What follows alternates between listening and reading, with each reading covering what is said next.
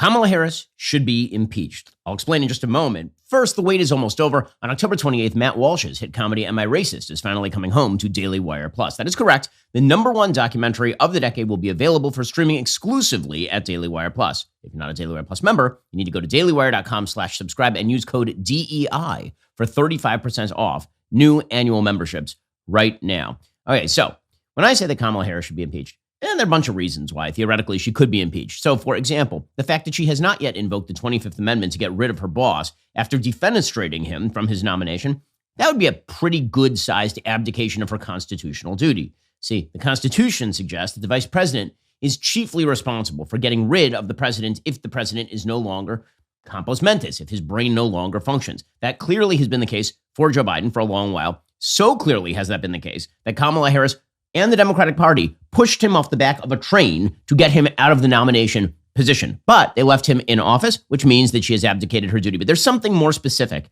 that I'm talking about today. So I want to go all the way back in the time machine to 2019. You remember that Donald Trump was impeached twice.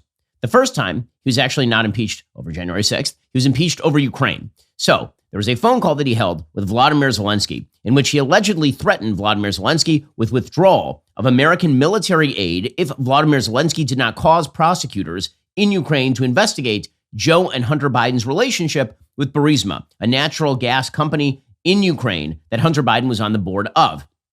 And this was considered an impeachable offense. The basic idea for those who voted in favor of impeachment is that the president of the United States could not use foreign policy as a way of manufacturing election-related topics. You could not try to swivel an American election based on withholding aid from an American ally. In fact, here is how the impeachment charges against Trump ran in 2019. As you recall, he was in fact impeached in the House, and then, of course, he was acquitted in the Senate. So in 2019, here is how those Trump impeachment charges ran. Quote, using the powers of his high office, President Trump solicited the interference of a foreign government, Ukraine, in the 2020 United States presidential election. He did so through a scheme or course of conduct that included soliciting the government of Ukraine to publicly announce investigations that would benefit his reelection, harm the election prospects of a political opponent, and influence the 2020 U.S. presidential election to his advantage. President Trump also sought to pressure the government of Ukraine to take these steps by conditioning official U.S. government acts of significant value to Ukraine on its public announcement of the investigations. Okay, so just to get it straight, what the charge was when it was brought against Trump in 2019 is that Donald Trump had made the government of Ukraine do a thing beneficial to his reelect effort, and in order to do that, he had threatened to withdraw their aid. Now, fast forward to 2024. Israel is currently engaged in a war in the Gaza Strip. That war is with Hamas, a terror group that, as you will recall, a little more than a year ago on October 7th, 2023, invaded Israel, killed 1,200 people, took 250 hostages back into the terror tunnels in the Gaza Strip. And ever since then, the Biden administration has been, shall we say, reticent to simply push for Israeli victory. I mean, the Biden administration foreign policy on its own terms makes no sense. Their foreign policy in Ukraine, where Ukraine is currently fighting a defensive war where they are not going to achieve total victory. They're not going to take back the Donbass region. They are not going to take back Crimea. The Biden administration foreign policy has been total victory for Ukraine. Whatever Zelensky wants, Zelensky gets. And then when it comes to Israel, which does have dominant military power in the region, then it's, man, we really wish Israel would de-escalate. This de-escalation needs to start right now. I mean, enough of this. Imagine for a second if the Biden administration had reversed those positions. And when it came to Ukraine, they'd said, we are going to provide the amount of aid necessary in order for you to protect your borders, and we're going to push for an off-ramp. And when it came to Israel, they had said, you get what you need in order to destroy your enemies, and we will stand back and watch with glee as you take out Hamas, Hezbollah, and all the Iranian proxy groups. A very different world right now. That would look like a foreign policy that makes some sort of sense. In fact, that is something that the Biden administration should be doing right now. Yesterday, I had a conversation with the father of an American hostage. The hostage's name is Idan Alexander, is being held in the Gaza Strip by Hamas ever since October 7th. And he suggested quite rightly that if the Biden administration had any brains at all, or really any spine, what they would be doing right now is they would be saying to Iran, we will let Israel completely off the chain to destroy your nuclear facilities unless you get Hamas to release the hostages. And tomorrow the hostages would be out. He's totally right about that, by the way. Instead, here's what is going on. And here's where the impeachable stuff comes in. The Biden administration is putting open pressure right now on the state of Israel to let in aid to the Gaza Strip. Now, do I think that this is really about aid for the Gaza Strip? I do not. The reason I do not think that this is about aid for the Gaza Strip is because it is well known that Hamas is stealing about 50% of all aid that is going into the Gaza Strip at this point. According to the New York Post, Hamas terrorists were captured on video taking control of 47 of 100 aid trucks entering the Gaza Strip on Tuesday alone. Channel 12's Almag Boker reported, quote, "It is no secret that Hamas takes control of humanitarian aid. We've already published here tapes of Hamas in which you can hear them saying themselves they have no more room in their own warehouses. But this evening, we also bring special documentation of what it looks like from inside with cameras that are tracking it in real time." Where is the aid supposed to be dropped off? Well, it's supposed to be dropped with members of the UNRWA, which is a Hamas front group. So, yesterday, the Biden administration warned Israel that they would withdraw military aid if Israel did not facilitate large-scale entry of humanitarian aid into the northern Gaza Strip. In a letter to senior Israeli officials, according to the Wall Street Journal, dated October 13th and signed by Secretary of State Antony Blinken and Defense Secretary Lloyd Austin, the U.S. blamed Israel for a drastic drop in humanitarian aid into Gaza that contributed to starvation and widespread suffering, particularly in the enclave's north, where Israel launched a renewed ground operation nearly 2 weeks ago. The top American officials gave Israel 30 days to, quote, reverse the downward humanitarian trajectory, or else it may have implications for future weapons transfers and funding under U.S. law. Blinken and Austin specifically cite a part of Foreign Assistance Act that bars the U.S. from providing security aid to any nation that, quote, prohibits or otherwise restricts directly or indirectly the transport or delivery of U.S. humanitarian assistance. The State Department spokesperson, Matthew Miller, said Tuesday, "We have seen Israel make changes before. When they make changes, humanitarian assistance can increase." Now, here is the reason I am skeptical that the threat to withdraw aid is about the humanitarian assistance in the northern Gaza Strip. Reason number one, Israel has been shipping in enormous sums of humanitarian aid into the Gaza Strip for months at this point. We're talking about basically 2,500 calories per person per day in the Gaza Strip for months on end into an area where the civilians are still largely aligned with Hamas and where Israeli hostages are still being held captives, including multiple Americans. So do I think that this is about the humanitarian assistance? No, I do not. I actually think what this is, it is an excuse. They're looking for a legal excuse to embargo Israel in order to threaten Israel not to do anything too big with Iran. Why? And here's where the other half of the story comes in. Here's where the impeachable stuff comes in. So just yesterday, the Washington Post reported that Benjamin Netanyahu, the Prime Minister of Israel, had told Israel that Israel will strike Iranian military, not nuclear or oil targets. Buried in this Washington Post article is a bit of a revelation. According to the Washington Post, the White House had no immediate comment. The Israeli Prime Minister's office said in a statement, quote, "We listen to the opinions of the United States, but we will make our final decisions based on our national interests." However, according to the Washington Post, quote, "The retaliatory action would be calibrated to avoid the perception of political interference in the U.S. elections," the official familiar with the matter said, signaling Netanyahu's understanding the scope of the Israeli strike has the potential to reshape the presidential race. Let's just make very clear what is happening right now. That admission right there, that this is about the U.S. presidential race, that there's pressure being put on the Israeli government not to retaliate against Iran, which fired 181 ballistic missiles into Israel, that pressure not to go too hard is being driven by electoral concerns, and that humanitarian aid, that war aid to Israel is being withdrawn or threatened to be withdrawn by the U.S. government in order to get Israel to do less with Iran in advance of the election. You know what that looks an awful lot like? That looks an awful lot like electioneering with foreign aid. That looks an awful lot like what Democrats impeached Donald Trump for in 2019. That's what that sounds like. It sounds as you put those two pieces of the puzzle together. Piece number one, the United States openly threatening withdrawal of military aid to Israel, supposedly based on humanitarian assistance concerns, which is clearly not the case. And two, the story that says that Israel is going to hold back the full brunt of an attack on the Iranian nuclear facilities in order to facilitate, that's what that means, to facilitate the election efforts of Kamala Harris. And that is the 2019 impeachment case in a nutshell. That is, in fact, remember, Kamala Harris is part of these phone calls. She's been on every phone call with Benjamin Netanyahu for weeks. She's in the room. We have pictures of her in the room. So she and her campaign are saying to Netanyahu, don't go too hard on Iran. And simultaneously, the Secretary of State is saying, and by the way, you should just know your military aid might get put on hold. That sounds an awful lot like that 2019 impeachment charge against Donald Trump. But I guess it's fine, so long as it's a Democrat, which is, of course, the case. The media have no interest in whether or not foreign aid provisions are being violated, so long as we're not talking about Ukraine and Donald Trump, apparently. And meanwhile, the continued freakout is, in fact, maintaining for Kamala Harris. There's some national polling numbers that have come out over the course of the last 24 hours that are fairly good for Kamala Harris. The problem for her, of course, is that this election is not going to come down to national numbers. This election is going to come down to the state numbers. There are a couple new national polls, one from Marist that has Harris up 5, one from Marquette that has them in a tie. But in the state polling, Donald Trump has made some fairly significant gains. Here are the last state polling numbers from Michigan. Trump +2, +2, +1, -2, +4, tie +2, +1. Those are all the latest polls from Michigan. Check out Pennsylvania. Trump +3, +1, -2, +2, +1, +1, -3, +3. Now, again, there's no way to tell. One of these polls could be right. All the rest could be wrong. But in the majority of the polls in these swing states, Donald Trump is currently winning. That is a problem, obviously, for Kamala Harris, and she's lagging with particular crowds.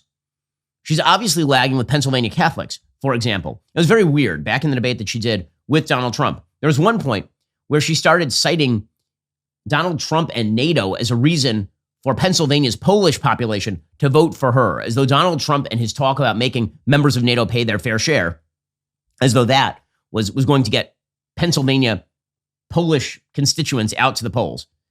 That, of course, is silly. That is cutting directly against another problem. Poles tend to be Catholic. Pennsylvania polls tend to be Catholics. Kamala Harris has a huge problem with Catholics, but you know what's a big problem for you? Going online without actually protecting your online activity. It's like leaving your door unlocked when you leave your house. Maybe you trust some of your neighbors, but then there's that creepy guy down the block who sees you leave your house and goes inside and starts taking all your stuff. With ExpressVPN, you can stay safe online without having to trust any random stranger. Every time you connect to an unencrypted network in a cafe, hotel, or airport, you're basically inviting hackers to steal your information. Trust me, it doesn't take a tech genius to do it. Even a 12-year-old with some cheap hardware could potentially access your passwords, bank logins, and credit card details. Your data is seriously valuable. Hackers can make up to $1,000 per person selling personal information on the dark web. That's why I never go online without ExpressVPN. It creates an encrypted tunnel between your device and the internet, making it virtually impossible for hackers to steal your data. We're talking billion-year level encryption here. ExpressVPN is incredibly easy to use. Just open the app, click one button, and you're now protected. It works on all your devices too. Phones, laptops, tablets, so you can stay secure whether you're owning the libs on Twitter or watching PragerU videos. Do not let the radical left, big tech, or hackers get their hands on your personal data. Secure your online data today. Visit expressvpn.com/Ben. That's expressvpn.com/Ben. Get 3 extra months free with my exclusive link. That's expressvpn.com/Ben. Also, every single year when Apple releases that new iPhone, the big carriers, they play the same old games. Sign your life away for the next couple years. Get a free iPhone. You don't have to fall for this. With Pure Talk, you can get great savings on the new iPhone 16, and you can still get an affordable data plan that fits your needs on America's most dependable 5G network. How would I know? Well, because I have that new iPhone 16 from Pure Talk. Here's the bottom line, folks. Stop falling into the same traps. Stop overpaying for data you're not going to use. With Pure Talk, for just $35 a month, get unlimited talk, text, and 15 gigs of data, plus mobile hotspot on America's most dependable 5G network. But wait, it gets even better. When you switch to Pure Talk on a qualifying plan, you'll get 1 year free of Daily Wire Plus Insider. That means access to our full library of movies, series, and documentaries. Listen up, folks. Mark your calendars for October 28th. That's when you get exclusive access to Matt Walsh's latest bombshell documentary, Am I Racist? Trust me, the left has been squirming about that one for a while. It's the biggest documentary of the last decade. That's not all. You're getting uncensored, ad-free daily shows, a full year of our kids' platform, BentKey, your very own leftist tears Tumblr. The only way you can get this special offer is by going to puretalk.com/Shapiro or call and mention my name. Stop overpaying for your cell phone plan. Go to puretalk.com/Shapiro today, switch to a qualifying plan, get 1 year free of Daily Wire Plus Insider. As William McGurn writes in the Wall Street Journal today, it's not just gaffes that could hurt the vice president in the Keystone State. Throughout her career as a public official, Kamala Harris has long used government power to try to coerce people of faith to violate their consciences, especially regarding abortion and gender ideology, according to Kristen Wagner, CEO of Alliance Defending Freedom, which protects religious liberty. As California's AG, she signed several friend of the court briefs opposing religious exemptions for private employers like Hobby Lobby and religious nonprofits like Little Sisters of the Poor. She said she was proud to have co-sponsored California's Reproductive Fact Act, which compelled pro-life pregnancy centers to display notices about where women could get an abortion. And then, of course, you'll recall that there was one point where she grilled a judicial nominee named Brian Busher about his membership in the Knights of Columbus, suggesting that the Knights of Columbus, which is a Catholic men's fraternal organization, is effectively some sort of KKK-like organization. She's got real problems with the religious people. And that is not letting up, given the fact that you now have people like Gretchen Whitmer, the governor of Michigan, doing lesbian knockoffs of communion with author and influencer Liz Plank. On Friday, the Michigan Catholic Conference, the church's lobbying arm in the state, published a statement to express profound disappointment and offense taken at the actions in the video. Now, again, these are big boo-boos that are happening from the Kamala Harris campaign over and over and over. And of course, she is now being relegated to pitching for black men, which is a very weird thing for a black candidate for higher office to have to do in the United States 2.5 weeks from an election. If Kamala Harris is relegated to defending her ground with black men in the United States 2.5 weeks from an election, that is bad news for her. And again, the way that she's doing that is truly paternalistic and ridiculous. And if a white person did it, would be perceived pretty obviously as racist. She's basically saying to black men, I'm going to throw money and at you. Those are her proposals. She wants $20,000 in forgivable government loans for 1 million minorities to start businesses. Virtually all of those, of course, will immediately be forgiven. And she's directing them at minorities, which means that it's unconstitutional. This is not the first time that Democrats have tried to do this. In March 2021, they pushed a loan forgiveness program in the March 2021 COVID bill for socially disadvantaged farmers who are defined as those who are black, American Indian, Hispanic, Asian, and Pacific Islander. Several judges enjoined the program. Also, she says she wants to legalize pot. So the lady who is famous for locking people up for pot in California is so famous that Tulsi Gabbard wrecked her on a debate stage over it. Now, she says she wants to legalize and help minorities get into the drug business. Very exciting stuff. Now, again, she has shifted her position pretty wildly on pot. Again, when she was AG, she was prosecuting it like nobody's business. In 2019, she said it should be legalized because it gives a lot of people joy. So the kind of joy that we should mention that Kamala Harris is about is spending your money and marijuana. Man, this is not a good campaign. It just is not. And so now, as we've been saying for a while, they've been forced into desperation plays. Their latest desperation play, and it's being pushed by Matt Drudge over at Drudge Report. So Matt Drudge has basically become a stenographer and chief narrative advisor for the Democratic Party at this point. Not sure what happened to Matt.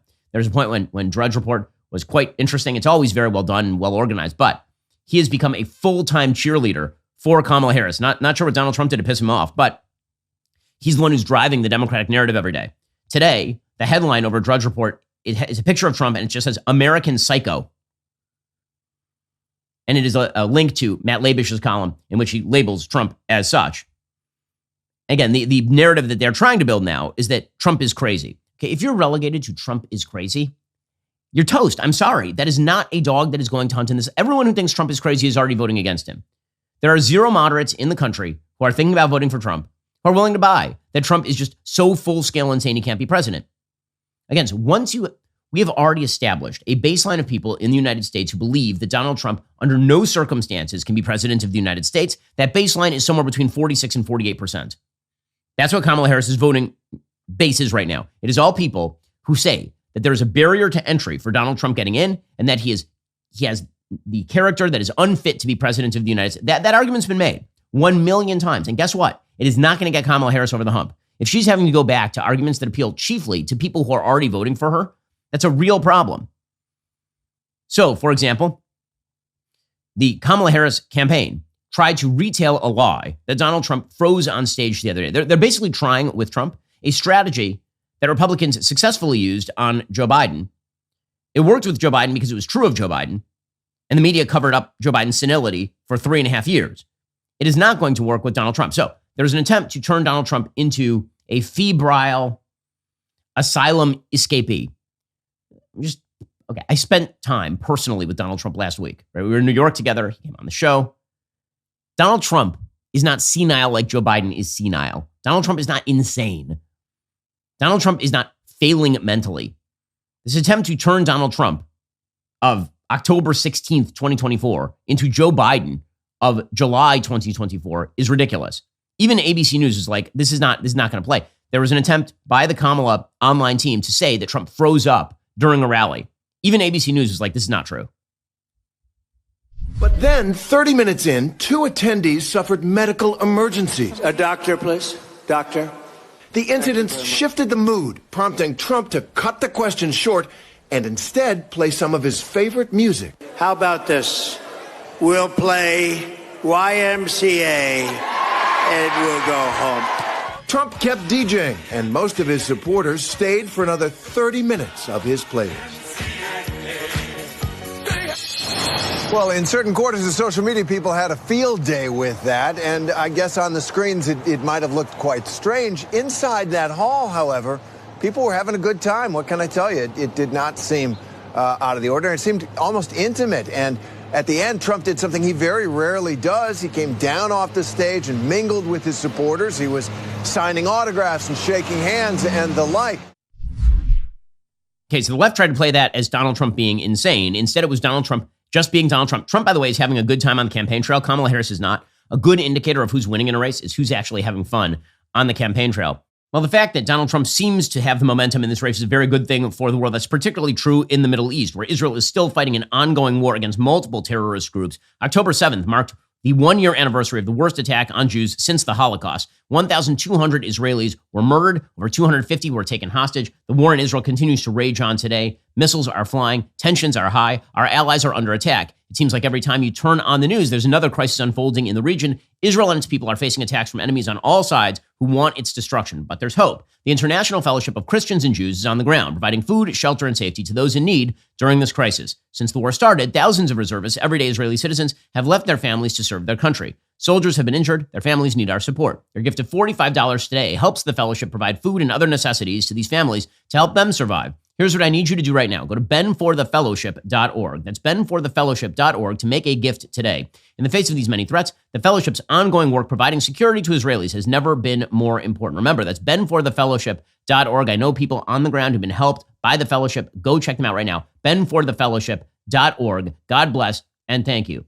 Also, dudes, have you heard of Rosparks? This dual-action prescription merges the powerhouse ingredients found in generic Viagra and Cialis, sildenafil and tadalafil into one formidable treatment. But it's not merely about what's inside them, it's about their mode of delivery. Rosparks leverages the benefits of sublingual administration, meaning the tablet dissolves under your tongue. This method allows for fast absorption directly into the bloodstream, bypassing the digestive system. The result? Quicker onset of action, reducing the wait time typically associated with traditional pills. Moreover, tadalafil stays in your system for up to 36 hours. Find out if prescription Rosparks is right for you. Get $15 off your first order and connect with the provider at ro.co/Ben. That's $15 off at ro.co/Ben. That's ro.co/Ben. Compounded drugs are permitted to be prescribed under federal law, but are not FDA approved and do not undergo FDA safety, effectiveness, or manufacturing review. Only available if prescribed after an online consultation with a provider. That's ro.co/Ben.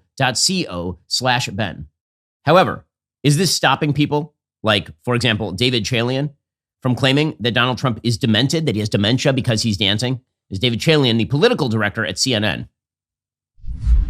Let's be clear. That's not normal behavior for a candidate, right? Like, we've not seen that. And I think you can find people that have covered Donald Trump, like have gone to more than 100 Donald Trump rallies. They've never seen that. So we should just separate that out, that, you know, here we are 3 weeks out from an election, and he's doing something that he's never done before, and that is clearly different than what presidential candidates normally do. What's going on with Donald Trump that he is feeling himself differently in public, or canceling interviews, or he is, which he did today? Yeah, exactly. So he is not.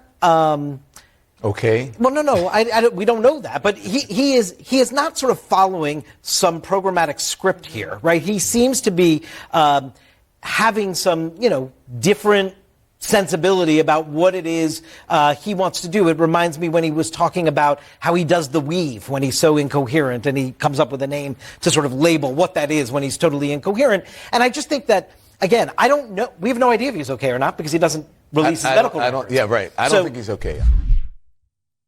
I don't think he's okay. So this is where they're going. They're going to Donald Trump is not okay. Donald Trump is exactly the same as he was 10 years ago. He is. You can see it on stage. You can see it when he talks. He's a little slower because he's now closer to 80 than he is to 70. But I'm sorry, him doing like this little impromptu dance party, if that's the best you got, which is that Donald Trump is a...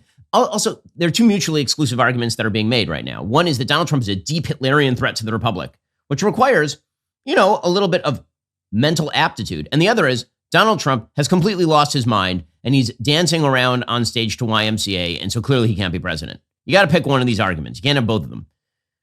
The best expositor of the Donald Trump has dementia argument is former Democratic Congressman from New York, Max Rose, who's openly claiming now that Donald Trump has dementia. By the way, again, it is very funny that the entire Democratic Party is now trying to make the case that Donald Trump has dementia when the current president of the United States that you are leaving in place as president of the United States clearly has dementia. This is crazy towns. Here's Max Rose doing his shtick. you have to be demented to stand on stage and start dancing when it's a town hall. I mean, we have two sides of Donald Trump right now. One, we have just this grave threat to all that we hold dear, our Constitution, our democracy. On the same hand, I would say the principal driving force of his incompetency is the fact that he is not all there. He's a couple fries short of a Happy Meal at this point, and that's why he's standing up there dancing to the YMCA. Can barely do the YMCA if you actually check out the video. And so this is a story in a video. You don't even actually have to listen to his words. And it's just imperative at this point that the campaign pushes those two separate narratives. Grave threat and also just supremely incompetent and entering the final stages of his life. You know, I feel bad for his family right now. I know so many people have to deal with their parents as they've gone through stages of dementia, and that's clearly what they are on the precipice of having to deal with now. But he certainly should go nowhere near the Oval Office. Okay, you can't make both those arguments at once. You can't make the argument that he is senile. He's so crazy. He's just out of it all day long. Also, he's Hitler. That argument does not hunt. And also, the current president of the United States, who you are bringing out on the campaign trail, is actually suffering from dementia, and every single human being on earth knows it, including the Democrats. Here was Joe Biden stumping for Kamala Harris yesterday. At the same time, they're trying to make the claim that Donald Trump has lost it. They're trotting out Joe Biden as though everything is totally normal, even though they legitimately took away his nomination and gave it to a lady who had earned 0 votes ever in a primary. You want to talk about demented? This is demented. She beat Trump so badly in the debate, he's scared to death to beat her again. That's a fact. Tough guy, right? Tough guy. That's a fact, Jack. She beat him so bad, he's scared to beat her again. I don't even know who was that. Yes, guys, tell me more about dementia and how you identify it. Please, Dr. Rose, explain to me how you get from Donald Trump dancing on stage at a rally with a bunch of his supporters, that's demented, but then Joe Biden is totally fine, and you should leave him as president.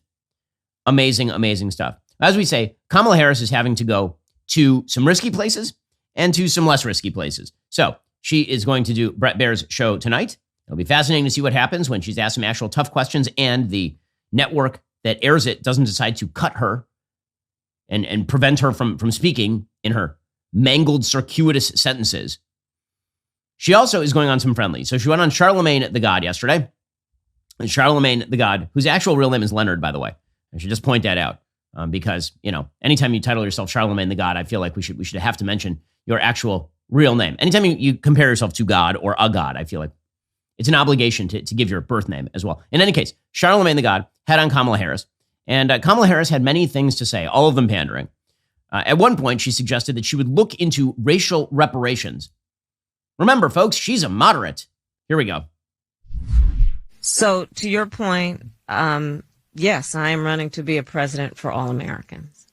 That being said, I do have clear eyes about the disparities that exist and the context in which they exist, meaning history, to your point. So my agenda, well, first of all, on the point of reparations, it has to be studied. There's no question about that. And I've been very clear about that position. Okay, so how are you feeling about racial reparations, America? Got $35 trillion in national debt. There's legitimately no way to actually enact racial reparations. There's no way even to separate out the strains of what has been caused in terms of disparity by, for example, slavery, which ended in the United States in 1865 at the end of the Civil War, effectively. There's no way to I've checked a calendar that's 160 years ago. How exactly are you going to separate even the strains of Jim Crow out? That ended in 1965, which is now 60 years ago. How are you going to separate that out from the disparities that currently exist in terms of, say, wealth and income earnings? How are you going to do that? She has no plan for that. It's all just pandering nonsense, but it's radical and racial pandering nonsense. She then adds that, if you doubt me, I've always been in favor of these sort of racial giveaways. What would you say to the people that would consider the timing of this proposal as political timing? And how would you speak to the sentiment that support for black men is only sought out during election cycles and feels that building trust requires consistent engagement and genuine investment into the community outside of election periods? And political benefits for politicians, and may view that some people in the Democrat Party use Black Americans to play identity politics? So first of all, thank you for your question and for being here. I've been in this race about 70 days. You can look at all my work before those 70 days to know that this, what I'm talking about right now, is not new and is not for the sake of winning this election. Wait, you were always calling for $20,000 giveaways to Black business owners as well as legalizing them for the sake of Black men? That's weird, because I remember a whole part of your career where none of that was true. But if, as she says, her values have never changed, then you should probably take her at her word when it comes to things like racial separatism and racial giveaways. Meanwhile, Kamala is making the point, she's actually, a caller called in to Charlemagne at the God and suggested that Donald Trump might put minorities in jail, just like randomly jail people based on skin color. Here is Kamala Harris, who's most famous for locking up a lot of Black men in California, actually as AG. Could you please respond to Trump's claim that he's going to use the Alien Enemies Act of 1798 to round up immigrants if he wins the election? This law was last used to put Asian Americans in internment camps during World War II, and I have a sneaking suspicion that if Trump wins, he's going to use this law to put anyone that doesn't look white in camps, and I'm scared. Yeah, so you've hit on a really important point and expressed it, I think, so well, which is he is achieving his intended effect to make you scared. He is running full time on a campaign that is about instilling fear, not about hope, not about optimism, not about the future, but about fear. And so this is yet another example. Folks, he's about instilling fear. Also, if you're not white in the United States, he might lock you up in an internment camp. Don't worry, he's the one running on fear, says Kamala Harris. She also spent some time denying that she and Joe Biden were in any way responsible for opening the border wide in the United States. Anywhere from 6.5 million to 11 million illegal immigrants have entered the United States since Kamala Harris took office as vice president.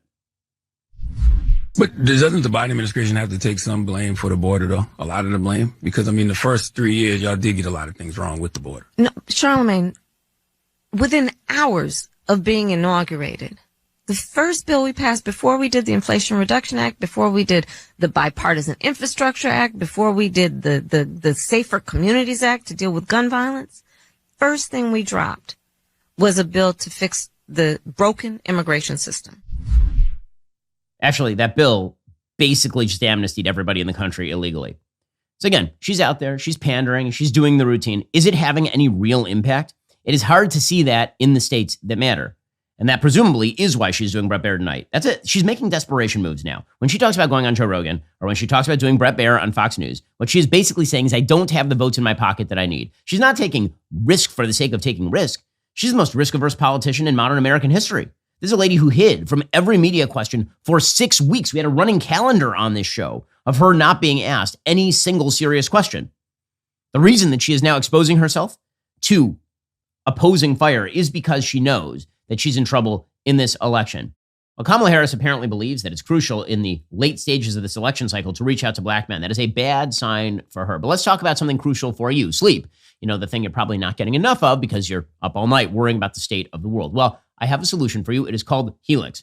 Now, I don't endorse products lightly. Helix has changed my life. They've got a whole lineup of different mattresses, 20 different options to be exact. You got the Luxe for those of you who like to feel like you're sleeping on a cloud. The Elite for when you want to take your sleep game to the next level. Even the Helix Plus for our friends who need a little extra support. You don't need a degree in mattressology to figure out which one is right for you. You just take their sleep quiz. I took it myself. They matched me with a medium firm mattress, which is great since I get back pain if the mattress is too soft. And get this, Helix delivers your personalized sleep solution right to your door. No hassle, no fuss, just pure comfort shipped straight to you. Plus, they're so confident in their product, they give you 100 nights to try it out. If that wasn't enough, there's a 10 to 15 year warranty. Talk about standing behind your product. So if you want to sleep like a baby, the way I do, head on over to helixsleep.com/Ben. Take that sleep quiz. Plus, Helix is offering up to 20% off all mattress orders. Just go to helixsleep.com/Ben. That's helixsleep.com/Ben. With Helix, better sleep starts right now. Also, the moment you've been waiting for is almost here. On October 28th, Matt Walsh's hit comedy, Am I Racist?, is coming home to Daily Wire Plus. When it hit theaters this September, it immediately became the number one new comedy in America. It is now officially the number one documentary of the last decade.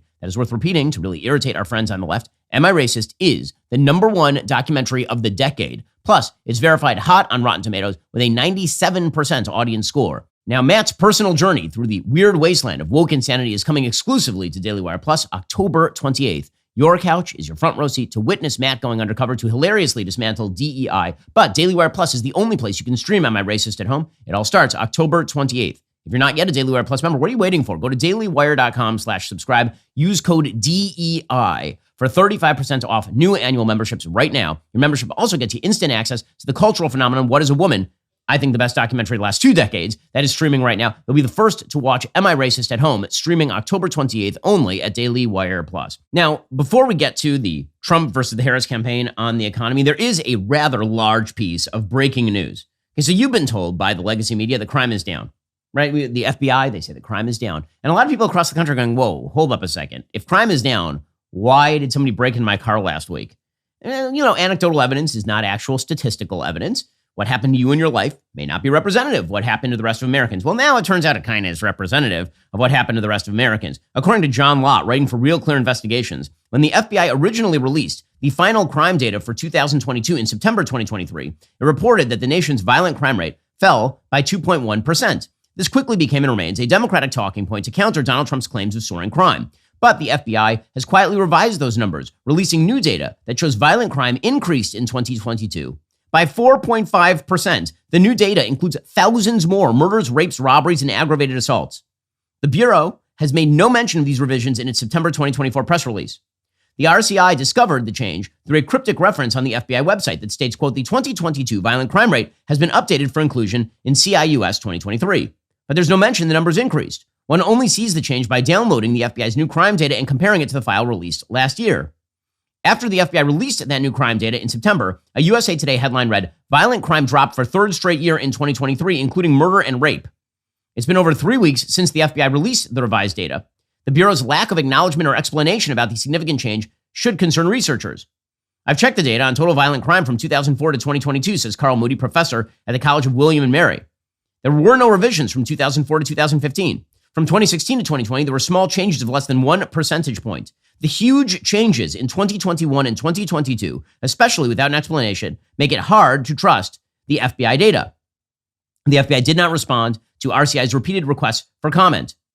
The actual changes in crimes are extensive. The updated data for 2022 report there were 80,000 more violent crimes than in 2021. There were an additional 1,699 murders, 7,780 rapes, 33,459 robberies, and 37,091 aggravated assaults. So how exactly are you supposed to believe their 2023 numbers when they were lying about their 2022 numbers by leaps and bounds? Without that increase, the drop in violent crime in 2023 would have been less than half as large, only 1.6%, instead of the reported drop of 3.5%.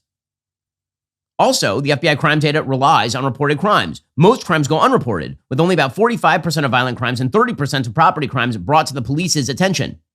Since the FBI only tracks reported incidents and the gap is so large, researchers argue that when the media discuss crime rates based on FBI data, they should clarify it reflects reported crime, not give the impression that total crime is changing.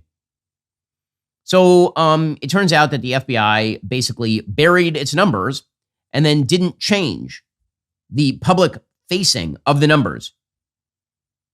Okay, that's wild. That is wild. So violent crime increased in 2022 by 4.5% after suggesting, the FBI did, that it had fallen by 2.1%. That is a spread of 6.6%. What? So once more, you want to undermine trust in our institutions. This is an amazing way to do that, for sure. And it is totally incredible because, again, the Biden-Harris administration has been reliant on those FBI statistics to proclaim that despite their soft on crime policies, despite seeking consent decrees with every police department in the country and hampering the police's ability to do their job, that crime somehow has been plummeting. All this is part and parcel of a bad left-wing take on crime, in which the disconnect between the people who cover crime or the people who deal with crime and the victims of the crime is extraordinary. So, for example, amazing clip on CNN last night. So last night, Ryan Girdusky, who does a wonderful job, he was on CNN and he was talking about violent crime in the United States. And he mentioned the so-called Ferguson effect. That is a term that was coined by Heather McDonald in the aftermath of the 2014 justifiable killing of Michael Brown, which half the Democratic Party, including Kamala Harris, declared effectively an extrajudicial murder by an officer. The effect of Ferguson and the Michael Brown shooting was that cops stopped doing their job. Cops across the country stopped policing. You need a proactive police force to actually intervene to stop crime. You need them doing things like stop and frisk in high crime areas. You need the police ready to engage with suspects. And instead, after Ferguson, because of the possibility that if you do your job, you're going to be dragged through a raging mob in media, many officers were like, no, I'm not doing that anymore. And so the crime rates skyrocketed. The murder rate skyrocketed. Ryan Girdusky mentions this on CNN, and the entire CNN panel seems bewildered by this reality, despite the fact there was a massive increase in crime. You had a continuous drop in crime in the United States from 1994 all the way through 2014, and then it dramatically reversed itself in the 2014, 2015, 2016 period, and then it spiked again in 2020, 2021. And so when Girdusky mentions the Ferguson effect or the Floyd effect, he is, of course, correct. But CNN, whose job it is to cover these things, is bewildered. They have no idea what he's talking about. They literally claim that he's making it up. The post-George Floyd riots resulted in an excess of over 15,000 black male deaths in this country. How? Yeah. The surge of violent crime, it was like Ferguson, the Ferguson effect and the Floyd effect. Respectfully, you got to explain to me how George Floyd's death. Yeah. Because I need causation here. Yes, you because really are what happens is after the Ferguson riot and after the Floyd riot, policemen, in fear of their jobs many times and political coverage, pull back from their jobs, resulting in an increased level of homicide. I got to stop you there because hold on. You can look at the Washington Post. Ryan, we got to stop you there because you're literally making a connection out of your own conjecture. No, you cannot. It's a real do thing. that. Look up the Ferguson effect. Look up the Floyd effect. It is a real term. You cannot. It's a real term. I didn't make this up. Invent a connection between two things just because you want that connection to be there. It's a little like a name. It's a real thing. You can look it up. It doesn't mean it's right. I mean, this is CNN.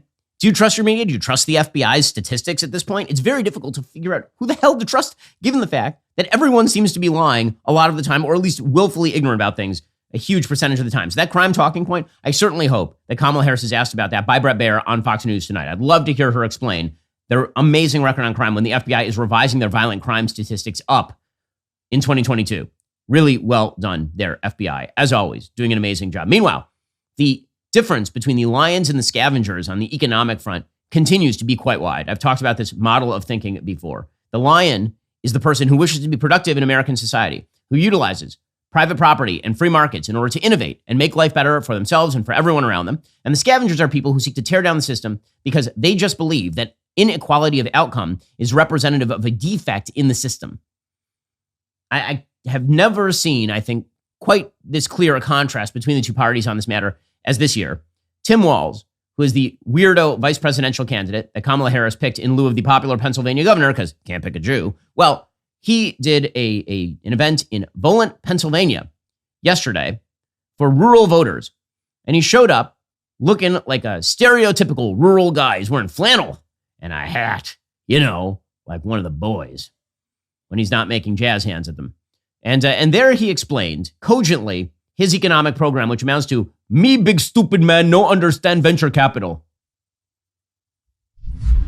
And Senator Vance, he became a media darling. He wrote a book about the place he grew up, but the premise was trashing that place where he grew up rather than lifting it up. This guy's a venture capitalist cosplaying like he's a cowboy or something. I don't even know what a venture capitalist does most of the time. Okay, so there are so many things here. One, somebody who's a success story from rural Appalachia should be cheered for that. Tim Walz has a habit of tearing that down. It's the politics of envy. J.D. Vance made something of himself that didn't involve being a public school teacher and then a career government bureaucrat, which is what Tim Walz is. But beyond that latest statement, I don't understand what a venture capitalist does, then you shouldn't be the vice president of the United States. I would say that actually it's quite important to understand what a venture capitalist does in the United States if you wish to be at the top of the regulatory pyramid in the United States. For those who don't know, a venture capitalist is a person who invests in startup high-risk companies for a percentage of the company in order to generate the original capital necessary to start a company. That's what a venture capitalist does. They look at a series of possible investments. They analyze whether they think those investments are going to be good or not, and then they put money into companies. That's pretty damned important. If you say that you support startup businesses, venture capitalists are really, really important to that process. But he doesn't even understand what they do. Of course he doesn't. He doesn't own real estate. He doesn't own stock. This doof took a government salary and apparently shoved it in his mattress like a financial genius. And now he wants to run the American economy? Tim Walz? It's absolutely unbelievable that a person with this level of economic incoherence has somehow achieved the near pinnacle of American power. This is a country that was founded effectively as a commercial republic. And now we have morons who don't understand what a venture capitalist does running for vice president of the United States. Hats off to Tim Walz, man. The Charlie Brown of our era. Well, meanwhile, Donald Trump went into an unfriendly space. So it is funny. The entire left-wing media are claiming that Donald Trump is avoiding unfriendly interviews. He's only doing shows like this one, where obviously I'm a supporter of President Trump. Not true. So yesterday he went to Bloomberg and he did a pretty, I'd say, adversarial interview with the Bloomberg interviewer. The Bloomberg editor-in-chief actually began by saying, Kamala Harris was invited and she declined. Just for the record and for those people watching on television, the Economic Club of Chicago and Bloomberg both invited Vice President Harris to a similar interview about her economic plans that she has declined so far. There is a shocker. John Micklethwaite is the name of the editor-in-chief of Bloomberg News. He really does not like Donald Trump. He was very much against Donald Trump's proposals on, say, illegal immigration and on tariff policy. So here was Donald Trump explaining his immigration policy in a rather unfriendly environment. I want a lot of people to come into our country, but I want them to come in legally. I don't want to have...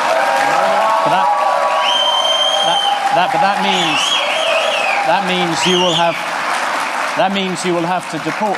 You are talking about deporting 11 million people. That is a lot of people to take out. It came out last week that 425,000 people are horrible criminals at the highest level, but it came out that 13,099 were let in during their administration. They tried to say longer, wrong. Over the last 3.5 years, 13,000 plus people came in, murderers. They're in jail for murder. Some were having the death penalty. They were all released into our country. Those people have to be returned. We can't live with thousands of murderers. By the way, this is the person that Democrats are suggesting is senile because he danced at a rally. And then Donald Trump went after the Federal Reserve. And frankly, I found this amusing since I find the Federal Reserve to more generally be a negative to useless institution in American life, since I prefer a gold standard. In any case, here was President Trump going after the Federal Reserve. I think it's the greatest job in government. You show up to the office once a month and you say, let's see, flip a coin. And everybody talks about you like you're a god. Oh, what will he do? I mean, before, the guy used to walk into my office, he was like begging. He was fine. But you did talk about you talked about removing him once. I did, because he was keeping the rates too high. Okay, so again, it is very funny how it is true that many of the economists, they treat the Federal Reserve as though it's some sort of Roman Vestal virgin who is going to read the auspices and explain exactly how the economy ought to work. Trump is not having any of that. He was asked about his policy. Many economists have suggested it will be inflationary. Now, let's be clear about this. A large-scale tariff across the board in the United States would inflate prices, because that's what tariffs do. What tariffs do is they bar foreign competition or tax foreign competition such that the prices in the United States to consumers rise. That is the natural effect of a tariff. There's no way around that. Whether that leads to the kind of inflation that Kamala Harris is talking about, that she's created with loose fiscal policy, blowing trillions of dollars into the economy, if the definition of inflation is too many dollars following too little product, tariffs create too little product by limiting competition. As a general rule, this is not totally anti-tariff. Some tariffs are necessary for security purposes, but what tariffs do is they limit the availability of product with the same number of dollars. That will have some inflationary effect. Will it have a massive inflationary effect? Probably not. It'll have some, but not massive. You know what has a massive inflationary effect? Spending trillions and trillions and trillions and trillions of dollars and then pumping money into the economy via the Treasury Department and the Federal Reserve. That's the point that Donald Trump was making about his inflation. People are betting that your policies are going to drive up debt, they're going to drive up inflation, so they're going to drive up interest rates. Are the investors wrong? Yeah, I had 4 years no inflation. I had 4 years no inflation. That was when you had much. I had 4 years. It's better than that. And Biden, who has no idea where the hell he is, okay? Biden went 2 years with no inflation because he inherited from me. And then they started spending money like drunken sailors. Again, what Trump is saying here is that you should trust his record and not always what he says, which, by the way, I think is a pretty good guide to Donald Trump as a politician. The reason that I'm voting for him and supporting him is because I liked what he did in his first term. Do I think that he's going to do everything he says he's going to do? Do I think that Donald Trump has the unilateral capacity as president of the United States to simply tariff at 10% every product coming from abroad? No, I don't. I don't see what authority he has as the executive branch leader to do that. You'd actually need an act of Congress to do some of those things. What I do know is that Donald Trump is extremely pragmatic about the economy. You know what he doesn't want? Inflation and higher prices. And if he tries something that doesn't work, you know what he's going to do? Reverse it. Because that's who Donald Trump is. Okay, in just a moment, we are going to get to the sad fate of Joe Biden. It is amazing. Nancy Pelosi, who's older than Joe Biden, shoved him out the door. And now she's saying, I haven't even talked to him lately. We'll get into that momentarily. If you're not a member, become a member. Use code Shapiro. Check out for 2 months free on all annual plans. Click that link in the description and join us. The question everyone in America is asking, am I racist? Make those moves. Get a Daily Wire Plus membership to see Am I Racist? This is all I have. Did you want to? I can help you guys out. Yeah. Go to amирacist.com and sign up now. I've been told because I'm a white male, kind of at the top of the pile, how do I get down from the top? I don't think you necessarily can. How do we get past all the talk about racism? We have to love each other. Well, it can't be that simple. How do we get to a point of racial harmony? It's good to talk to you. Mm-hmm. We're still on a journey, all of us together. I think you got some journeying to do. Just talk to me about the statistics. We have an epidemic. 20 million crimes a year, 6,000, 7,000 hate crimes. No, there's no epidemic. Why are we talking about statistics? This is not a matter of statistics. Well, you asked me about the statistics. Am I Racist? Coming to Daily Wire Plus on October 28th. Rated PG-13.